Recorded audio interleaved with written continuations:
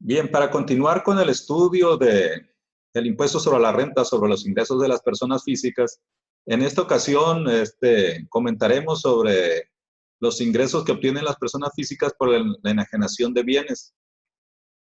Cabe recordar que esta enajenación de bienes son aquellos por los cuales no están afectos a una actividad empresarial y profesional. Si estos, por ejemplo, si el contribuyente se dedica a una actividad empresarial, eh, pues cuando enajena un bien, pues le deberá dar un tratamiento apegado a lo que señala ese capítulo 2. En este nos vamos a referir al capítulo cuarto, del título cuarto precisamente de la ley del impuesto sobre la renta, y entonces se trata de contribuyentes que enajenan sus bienes pero que no están afectos a esa actividad empresarial. A lo mejor puede ser un trabajador que tiene ingresos por salarios y pues por sus ahorros, por lo que ustedes quieran, es propietario de algún terreno, de alguna casa habitación, de locales comerciales y esto los quiere vender, los quiere enajenar y entonces se tiene que hacer un cálculo para determinar si hay un ingreso, si hay una ganancia de la cual se va a derivar el pago del impuesto sobre la renta. Entonces, aquí lo podemos ubicar desde el artículo 119 al 129 de la ley del impuesto sobre la renta. Son los artículos que tienen que estudiar, que consultar para desarrollar este tema. Y bueno, de acuerdo con el artículo 120, se nos señala cómo se va a determinar la ganancia, una ganancia total se le conoce en este caso. Y pues es un procedimiento que ya se nos es familiar, ¿no?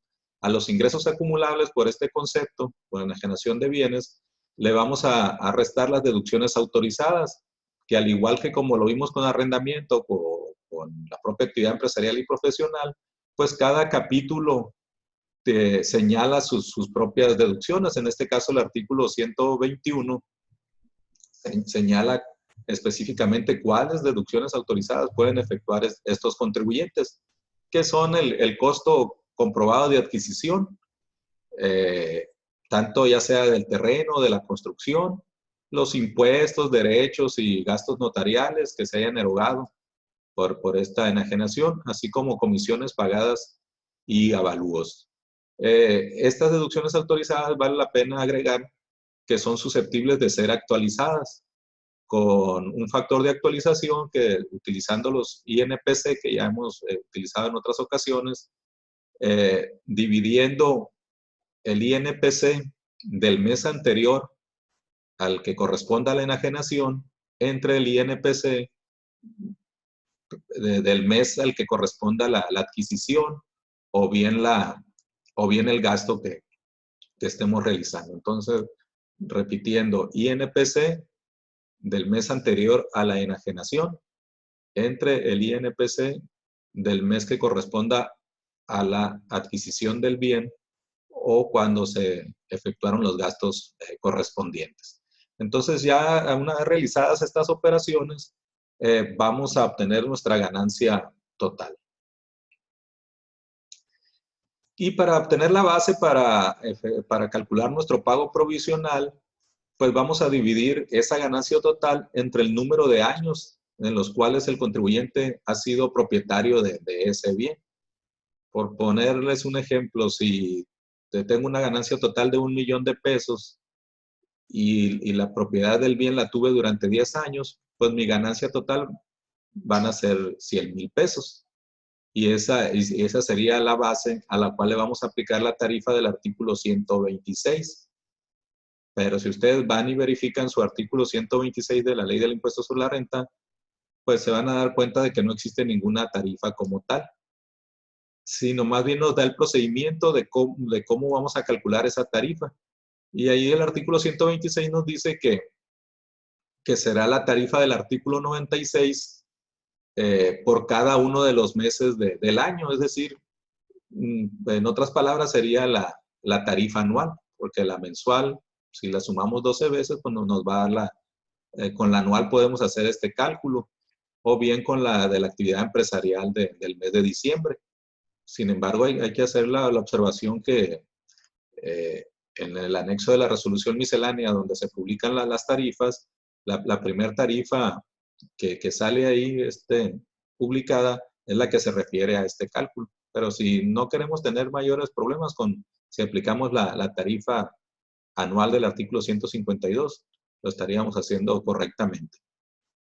Una vez que le aplicamos la tarifa, entonces a la base que ya determinamos, la multiplicaremos por el mismo número de años en la cual fue dividida primeramente. Y de esa manera obtendremos el importe de nuestro pago provisional. Cabe aclarar que este pago provisional se efectúa a manera de retención, es decir, si estamos vendiendo un terreno o una construcción, forzosamente, pues este acto lo tiene que dar un notario, un fedatario público, y será este fedatario público quien tendrá la obligación de retenernos este importe del pago provisional y él enterarlo al fisco federal, y una parte, un 5% de la ganancia, se entera al fisco estatal. Entonces, regresando un poco a las deducciones autorizadas, les comentaba pues de que estos pueden ser susceptibles de actualización. Ya les di la fórmula, la pueden verificar también en su artículo 124, de cómo ir actualizando los bienes o los gastos. Nada más hay que precisar una cuestión.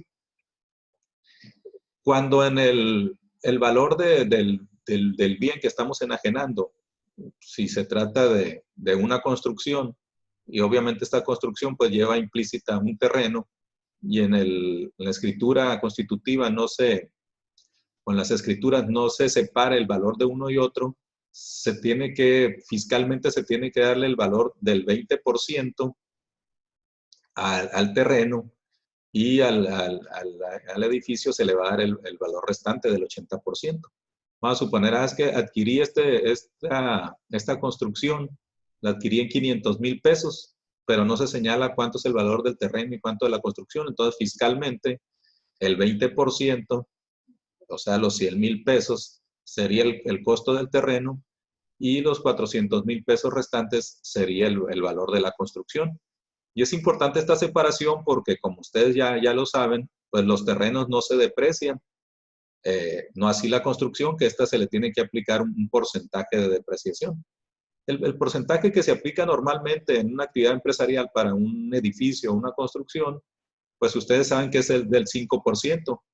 Para el caso que nos ocupa en particular, la tasa de depreciación que le vamos a aplicar será del 3% anual. Entonces, ¿cómo vamos a determinar ese costo actualizado del bien? Volviendo al ejemplo, si nos costó 500,000 pesos, fue el precio de adquisición, separo un 20%, es el valor del terreno, ese valor del terreno lo actualizo con el factor de actualización que ya comentamos.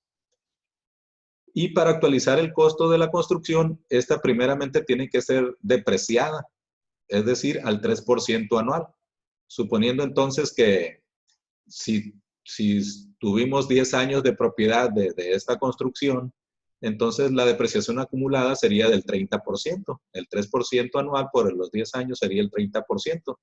Entonces, a los 400,000 pesos que nos quedaron del valor de la construcción, lo tenemos que depreciar a un 30%, entonces, que sería 120,000 pesos los que se deprecian. Entonces, esos 120 se los restamos a los 400,000 pesos, y la diferencia de los 280,000 pesos que nos resultan es la cantidad que vamos a actualizar y que es la que vamos a considerar como el costo actualizado de la construcción.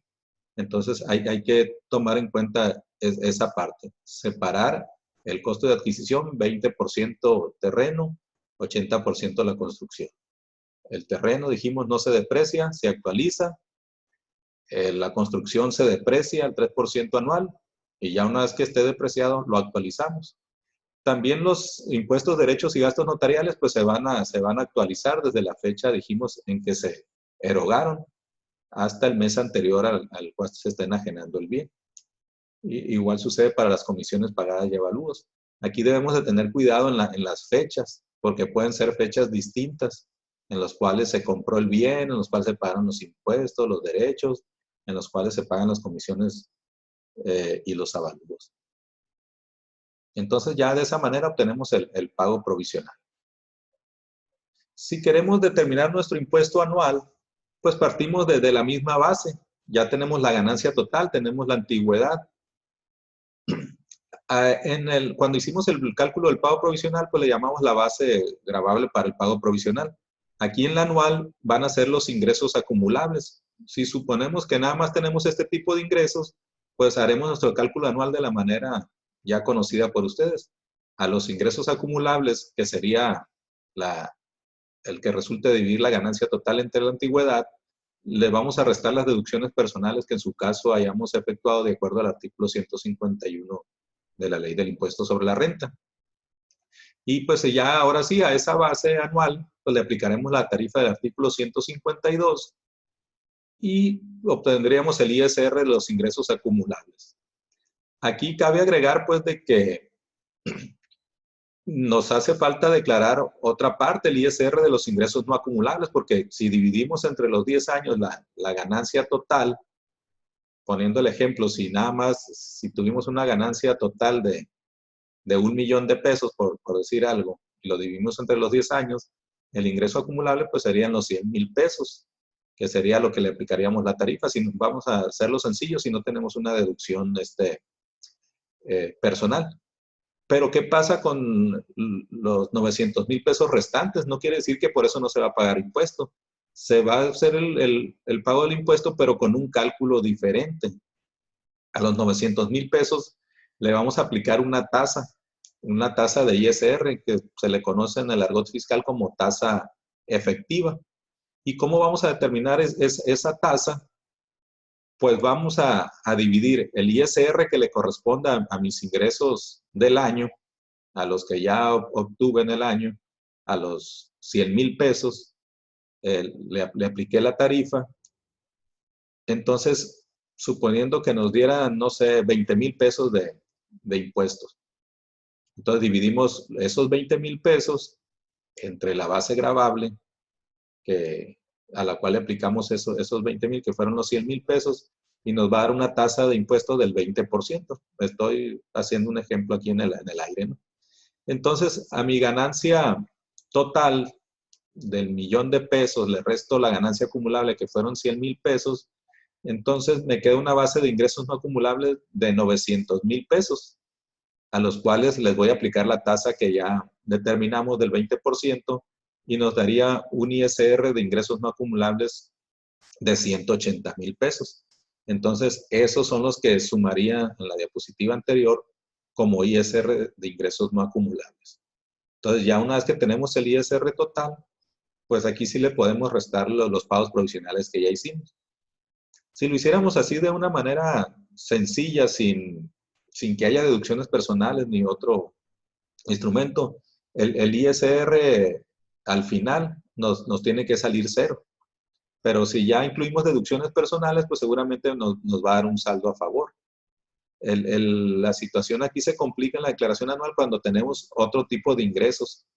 Ahí sí nos podemos llevar una sorpresa en el cálculo del impuesto. Entonces, posteriormente, bueno, ahí les mando un ejemplo para que ustedes analicen, por favor, de su artículo 119 al 129 de la Ley del Impuesto sobre la Renta, analizar esta explicación y estas diapositivas que les di para tratar de resolver los casos que ya les envié. Entonces, seguimos en comunicación, muchachos, sigan estudiando, por favor. Pues esta situación especial nos obliga a comunicarnos de esta manera y pues quizás se dificulte un poquito más, pero ya que nos veamos, pues, o por favor, si tienen alguna duda, hagan sus ejercicios, me pueden mandar algún correo y ya hacemos una comunicación vía telefónica o por cualquier otro medio. Muchas gracias.